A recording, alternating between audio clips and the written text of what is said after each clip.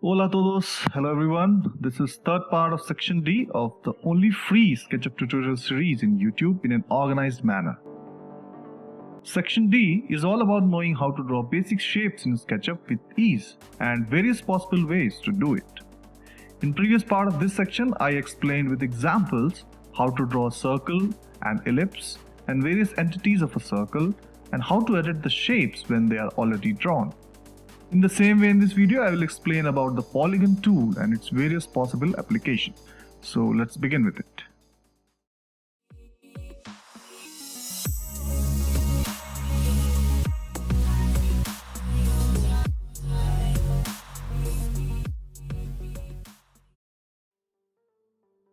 A polygon tool in SketchUp gives a wide range of creating an n-sided polygon, which can be made by using the radius or number of sides both. A polygon has a radius and 3 or more sides, which means we can make a triangle also with this tool. So the size of your polygon is measured from a center point, and the number of sides determines the type of polygon you draw. For example, a pentagon has 5 sides, an octagon has 8. Polygon entities act as a single line in that they can define the edge of a face and also divide a face. Selecting one side of a polygon selects the entire polygon.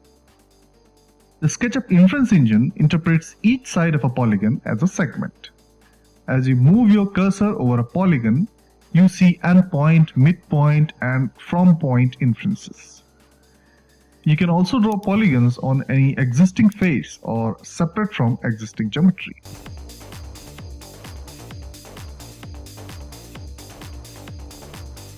How to draw a polygon?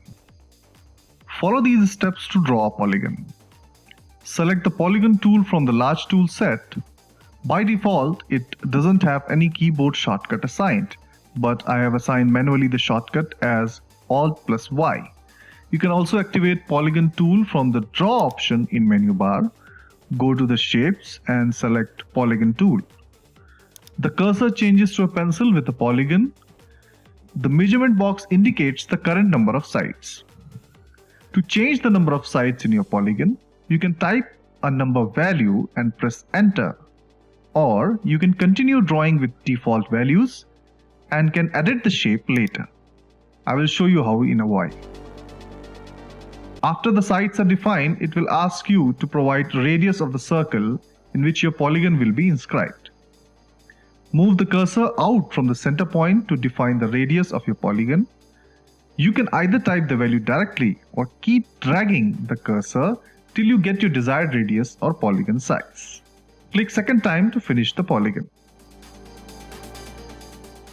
When you are done with one type of polygon and want to increase or decrease the size of the polygon, press Escape key again, and in the measurement box you will see it will go back to asking the number of sides again.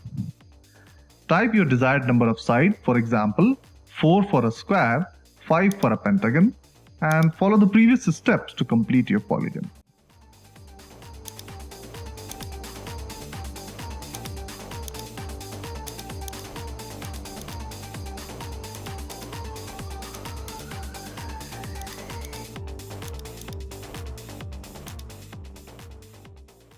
How to edit polygon shapes?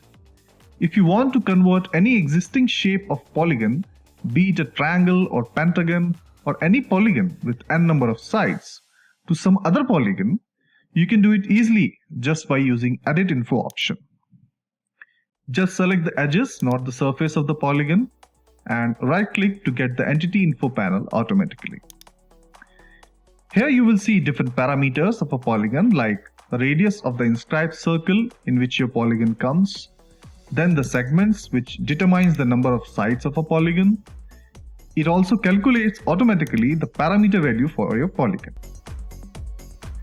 Now for example, if you want to convert the triangle in your screen, which you can see, to a pentagon, just change the number of sides or segments value in Entity Info panel to 5. You will see that the shape will automatically get converted to a pentagon within the same radius of inscribed circle as previous. Same way you can get many other polygons at once by changing either the radius or number of sides in the Entity Info dialog.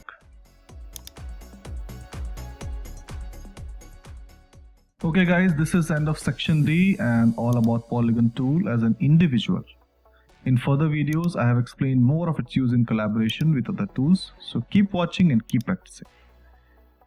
In next video, I will explain in detail how to use push-pull tool in SketchUp and how you can use this tool in both for pulling a 3D shape from a 2D face and also to cut out a 3D shape out of your basic model. So keep learning. Thanks.